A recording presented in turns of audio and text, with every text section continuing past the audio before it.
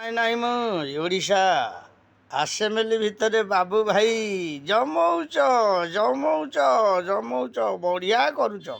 ଏକାମ୍ରରେ ଲୋକ ଆପଣମାନଙ୍କୁ ଭୋଟ ଦେଇକି ଜିତେଇଛନ୍ତି, ପଠେଇଛନ୍ତି ବା ଖାଲି ଲଢ଼ିବା ପାଇଁ। ଷ୍ଟ୍ରଙ୍ଗ ନେତା ବାବୁ ଭାଇ ଆମର ଷ୍ଟ୍ରଙ୍ଗ ନେତା, ସେ ଜମା ଛାଡ଼ିବନି। ସେ 51-60 ହିସାବ ପତ୍ର ସେ ଦେଖେନି ବାବୁ ଭାଇ ଆମର। ବାବୁ ଭାଇ ଚାହିଁଛି, ମୁଁ ଯାଇଛି ଆସେମ୍ବଲି କି ଇଲେକ୍ଟେଡ଼ ସିଲେକ୍ଟେଡ଼ ସବୁ ହେଇକି ଯାଇଛି, ତେଣୁ ମୋତେ ଜନତା ଭୋଟ ଦେଇଛନ୍ତି। ମୁଁ ଦେଶ ପାଇଁ କାମ କରିବି, ଓଡ଼ିଶା ପାଇଁ କାମ କରିବି, ଏକାମ୍ର ମଣ୍ଡଳୀ ପାଇଁ ମଧ୍ୟ କାମ କରିବି। ତାଙ୍କୁ କିନ୍ତୁ ଗୋଟେ ଭଲ ଜିନିଷ ଦେବାରେ ଥିଲା, ଗୋଟେ ମନ୍ତ୍ରୀ ପଦ ଦିଅ, ଦେଇକି ଦେଖ ସେ କ'ଣ କରୁଛନ୍ତି। ଆଉ ସେ କ'ଣ ହାରିବା ନେତା, ସେ ବା ଟାଣୁଆ ନେତା। ଆଉ ସବୁ ଦଳ ଭିତରେ ସେ ରହି ରହିକା ଯାଇଛନ୍ତି, ସବୁ ଜିନିଷକୁ ସେ ଜାଣିଛନ୍ତି।